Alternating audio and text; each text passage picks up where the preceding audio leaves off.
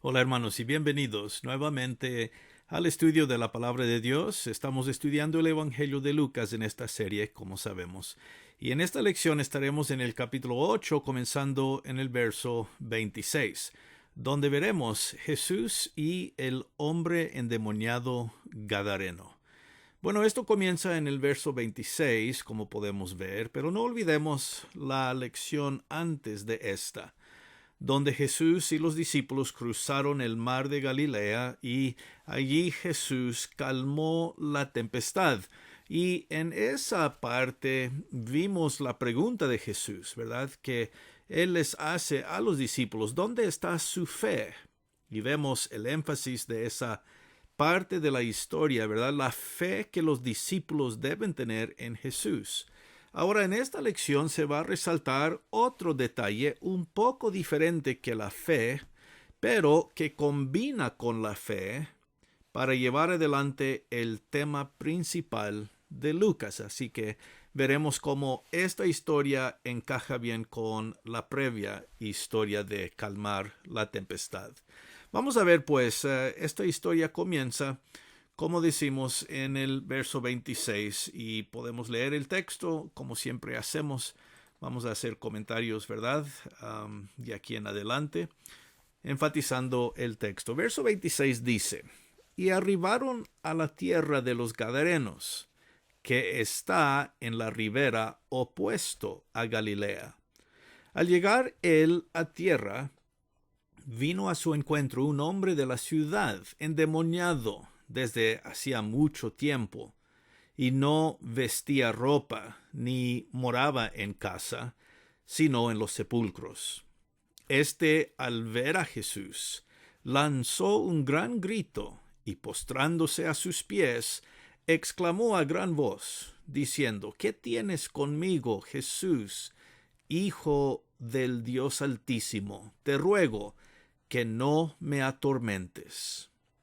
Bueno, así comienza el relato aquí en el Evangelio de Lucas. Ahora, Marcos y Mateo ambos tienen la misma historia, con algunas diferencias, ¿verdad? Mateo en el capítulo 8, Marcos en el capítulo 5 y aquí Lucas pues también. Y claro, las diferencias que Lucas hace resaltan los temas y los detalles importantes para Lucas, ¿verdad? Y eso es lo que veremos. Vemos pues que después de calmar la tempestad en el mar, recordamos, ¿verdad?, que Jesús le había dicho a los discípulos: crucemos al otro lado. Y aquí pues llegan al otro lado y Lucas es preciso, llegaron a la ribera y salieron, ¿verdad?, pisando tierra firme nuevamente. Pero el lugar es importante. Dice aquí que era la tierra de los Gadarenos. Ahora, lo importante de esto es que al llegar a este lugar han salido de la tierra prometida.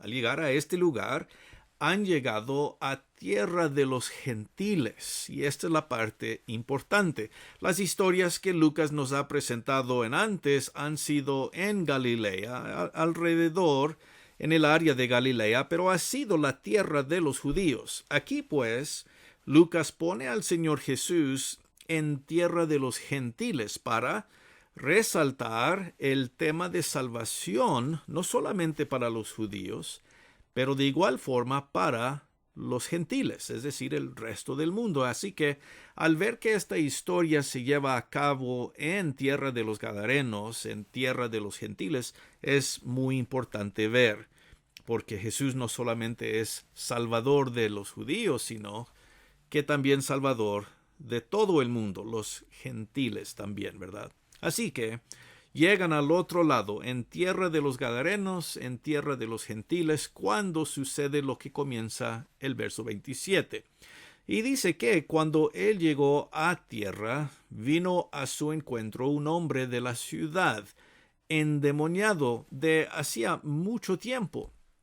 Vemos todos los detalles que se nos presentan aquí de este hombre. No había vivido en casa por mucho tiempo, ha sido poseído por demonios o espíritus malignos por ya mucho tiempo, pero originalmente era un hombre de la ciudad.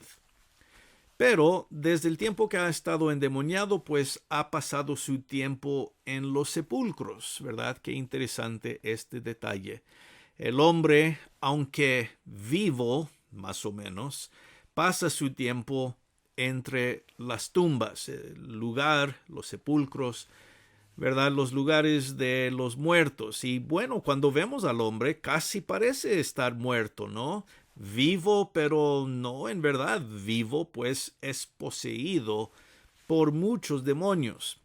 También se nos añade el detalle que no vestía ropa, quiere decir que el hombre era desnudo cuando se encontró con el Señor Jesús, ¿verdad? Y pues esto también demuestra la condición, vamos a decir, extrema en la que se encontraba este hombre. Ahora nos imaginamos, ¿no? Parece ser un hombre ya de edad, un hombre que posiblemente tenía familia o por lo menos familiares, vivía en la ciudad, era una persona de la comunidad, pero desde su tiempo de ser poseído por estos demonios, pues ha estado fuera de su pueblo, de su casa, de su familia.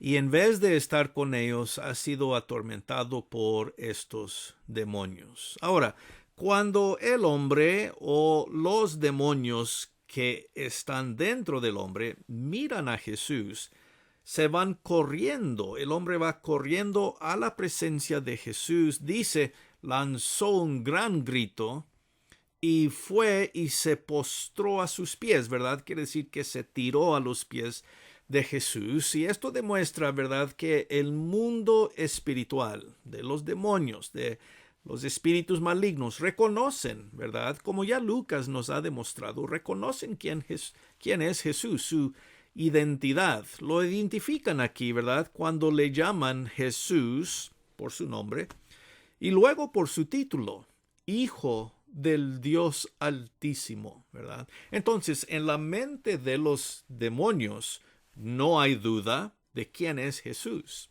Es hombre en este momento, tiene el nombre Jesús, pero su naturaleza divina se resalta también porque ellos lo reconocen como el Hijo del Dios Altísimo. Ahora, escuchamos también su petición cuando dice el texto que el espíritu o el hombre dice, te ruego que no me atormentes. Ahora, más antes en Lucas, en el capítulo 4, el espíritu inmundo preguntó si Jesús había llegado para destruirlo. Aquí, un poco diferente la pregunta, o la petición, mejor dicho. Te ruego que no me atormentes. Y como hemos visto y dicho en otros estudios, es interesante, ¿verdad?, que el espíritu maligno no tiene problemas atormentando al hombre, pero ellos en cambio no quieren ser atormentados por Jesús. Quiere decir que reconocen la autoridad que Jesús tiene, obviamente, ¿verdad? Muy bien, entonces, viendo el texto como sigue en el verso 29, vemos que la historia, después de darnos estos detalles y de ponernos, ¿verdad?, la petición del hombre, vemos cómo Lucas nos explica un poco más. Dice, porque mandaba al espíritu inmundo que saliese del hombre, pues hacía mucho tiempo que se había apoderado de él. Y le ataban con cadenas y grillos, pero rompiendo las cadenas, era impelido por el demonio a los desiertos. Así que el 29 nos da más detalles de la historia de este hombre en esta condición, ¿verdad? Jesús decía al espíritu que tenía que salir del hombre. Y por eso la petición del espíritu o de los demonios, que no les atormentase el Señor, ¿verdad?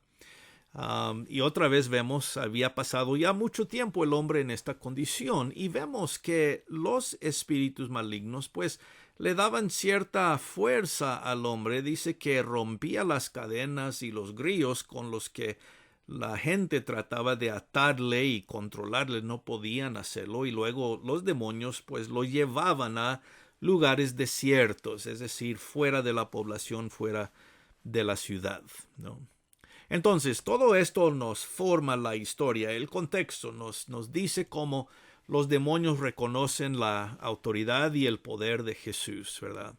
Y le preguntó Jesús, ahora el Señor está hablando, ¿verdad?, al hombre, los demonios, ¿cómo te llamas?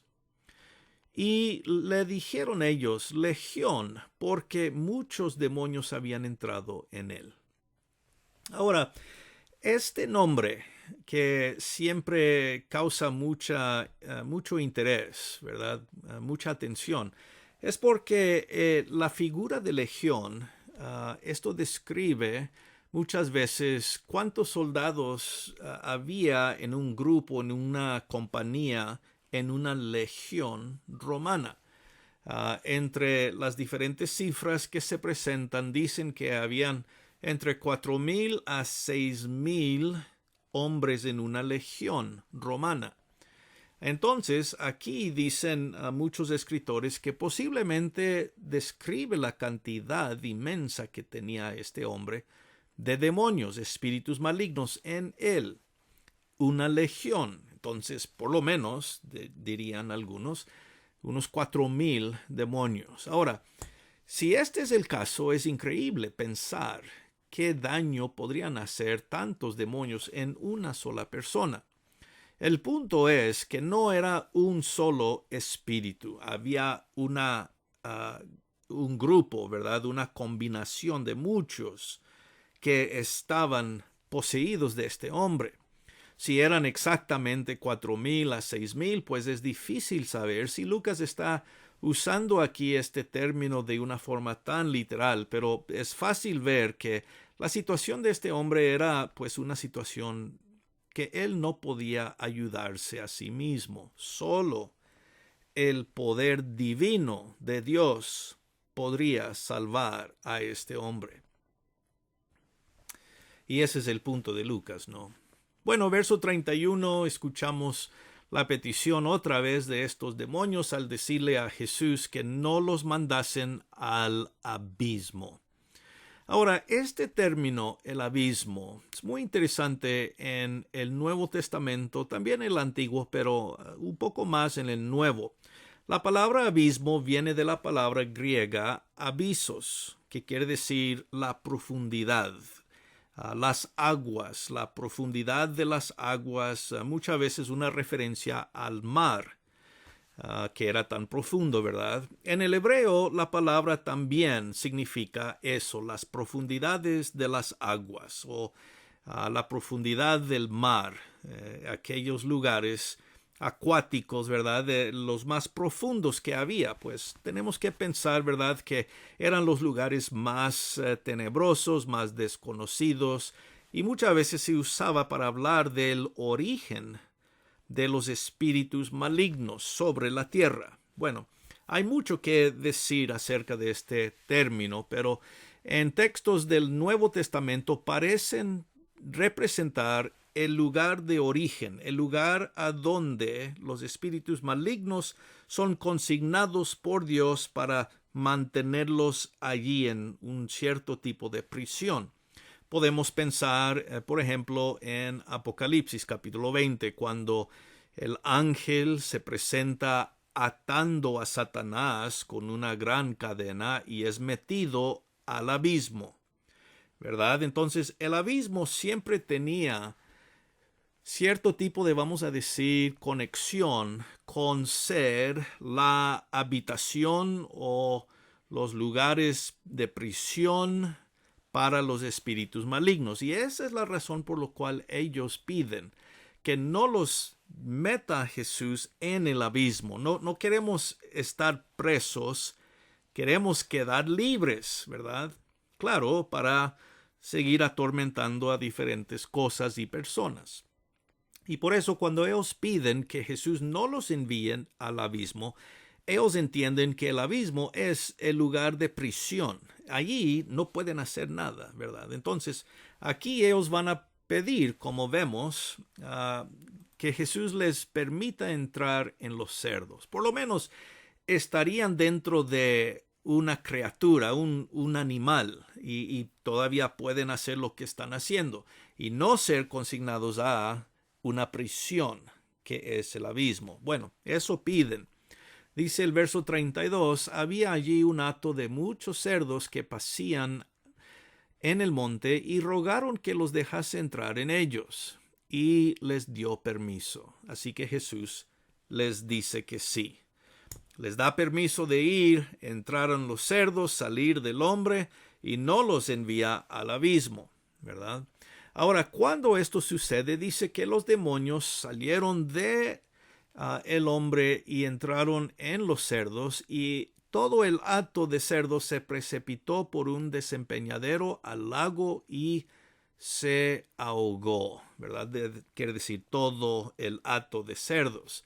Ahora Marcos nos dice que habían más de 2,000 cerdos. Entonces, si bien estamos haciendo comparaciones con las cifras dadas, por lo menos podemos decir que habían por ahí alrededor de 2,000 espíritus malignos en este hombre. Bueno, es interesante, ¿verdad? Que ellos le dicen, no nos envíes al abismo, que habla de la profundidad de las aguas o del mar. Y aquí, de todas formas, resultan entrar en el mar, o por lo menos en el mar de Galilea, ¿verdad? Y se ahogaron ahí los cerdos. ¿Qué les pasó a los espíritus? Me imagino salieron también de los cerdos, pero Lucas no enfatiza ese punto, así que lo dejamos ahí por el momento, ¿verdad? Siguiendo adelante, ya vemos lo que sucede después, verso 34. Dice que los que apacentaban a los cerdos, cuando vieron lo que había acontecido, huyeron. Y yendo, dieron aviso en la ciudad y por los campos. Es decir, ellos fueron a la ciudad, todo alrededor, y contaron lo que habían visto. Estos son los que apacentaban a los cerdos, ¿verdad? Los que habían visto lo que sucedió. Bueno, debemos entender también que este es un detalle que nos ayuda a ver que claramente estamos hablando de tierras de los gentiles, pues los judíos no mantenían hatos de cerdos, era contra la ley de Moisés, ¿verdad? Entonces aquí podemos ver claramente estamos en tierra de los gentiles. Y ellos, pues, los que vieron esto, fueron a la ciudad y dieron el anuncio de lo que había sucedido. Después de esto, verso 35 dice, salieron a ver lo que había sucedido. Vinieron a Jesús y hallaron al hombre también de quien habían salido los demonios, sentado a los pies de Jesús, vestido, ahora sí, y en su cabal juicio, y tuvieron miedo. Cuando la ciudad viene, cuando todos vienen de los alrededores para ver lo que había sucedido, según la palabra de estos que estaban apacentando los cerdos, vieron a Jesús, vieron al hombre, quien sí conocían, y el hombre ya está en una condición completamente distinta, ¿no? El hombre está, vamos diciendo, sano y salvo en sus 5 sentidos, ya no es un hombre loco ni poseído, está vestido, ¿verdad? Se ve que ahora tiene ropa. El hombre está en paz, no está gritando y cortándose y haciendo todas estas cosas. Esta es la condición del ser humano. Después que Dios ha entrado en su vida. En otras palabras, el hombre aquí, quien había sido poseído, es una buena representación del hombre en presencia de Dios, estando en calma, estando vestido, estando bien y pues en presencia de Dios. Así debe estar el hombre. Antes el hombre estaba lejos de Dios, estaba perdido, poseído por fuerzas malignas, ¿verdad? Entonces el contraste es obvio. Este hombre ha sido salvado. Porque la misión de Jesús es salvación. Entonces vemos este último verso, ¿verdad? Verso 36 aquí en esta parte, y los que lo habían visto les contaron cómo había sido salvado el endemoniado. Y esta es una forma muy específica de Lucas. Vemos que Lucas usa la palabra salvación. Este hombre ha sido salvado por el poder milagroso y divino de Jesús. Y pues aquí está el punto, cuando combinamos esta historia que resalta la salvación de Dios. Cuando Jesús entra en nuestra vida, trae salvación. El énfasis aquí no está sobre la fe.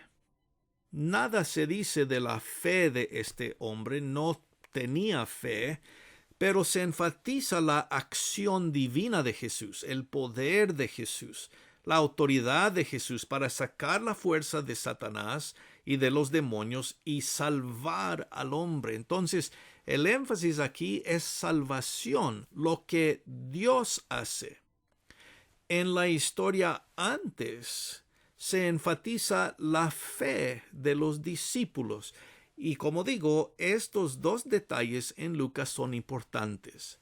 La fe trae salvación. Entonces, cuando Jesús calma la tempestad, se resalta por lo menos un poco la necesidad de los discípulos tener fe. Aquí no se resalta fe, pero se resalta la salvación. Y vemos cómo las dos historias juntas conforman el mensaje central del Evangelio. Se requiere fe para obtener salvación en la palabra de Dios y en la presencia de Jesús. Justo lo que la parábola del sembrador estaba enseñando, lo vemos como ejemplo en estas dos historias de milagros, ¿verdad? La palabra de Dios es algo que se cree, que se obedece, y eso resulta en salvación. Entonces, estas, podemos decir, tres historias: la parábola, el calmar de la tempestad, y aquí salvar al hombre endemoniado, en verdad enfatizan el ministerio de salvación de Jesús. Dios ha venido para salvar al ser humano. Y ese es el énfasis, como decimos aquí. Bueno, la última cosa que vemos es comenzando en el 37, cuando dice que toda la multitud de la región alrededor de los Gadarenos le rogó que se marchase de ellos, pues tenían gran temor. Y Jesús, entrando en la barca, se volvió. Quiere decir que la gente tenía más miedo de Jesús, de cierta forma, que de los mismos demonios en el hombre, ¿verdad? Eso era suficiente para asustarles, pero aquí vemos a un hombre llamado Jesús, quien tiene poder sobre los demonios. Para ellos, pues, este detalle era más espantoso, y por eso le piden al Señor que se vaya. Qué interesante. El poder para salvar de los demonios está ahí con ellos, y en vez de tener fe en él y querer que se quede, ellos le piden que se vaya. El autor de poder sobre los demonios. Qué interesante. Bueno, el verso 38 vemos aquí, el hombre de quien había salido los demonios le rogaba que le dejase estar con él, pero Jesús le despidió diciendo: vuélvete a tu casa y cuenta cuán grandes cosas ha hecho Dios contigo. Y él se fue, publicando por toda la ciudad cuán grandes cosas había hecho Jesús con él. Bueno, vemos aquí que el hombre quería ir con el Señor Jesús, claro, como en todos los otros evangelios.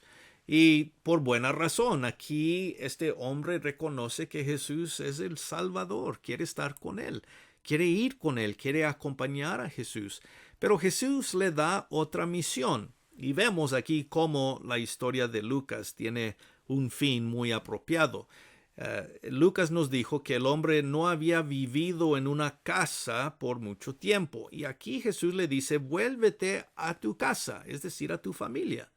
Ha estado fuera por mucho tiempo, debes volver a ellos, ¿verdad? Y decirles a ellos todo lo que Dios ha hecho contigo. Y lo cual debemos pensar que sí, el hombre lo hizo, pero además también predicaba en toda la ciudad. Era un hombre de la ciudad antes de que los demonios tuvieron posesión de él, ¿verdad? Entonces vuelve a la ciudad y ahora él proclama. Es un predicador, podemos decir un misionero, que lleva el mensaje de salvación de Jesús consigo.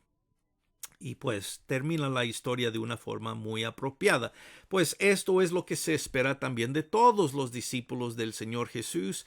Tenemos la responsabilidad y el gozo de contar todo lo que Dios ha hecho con nosotros también.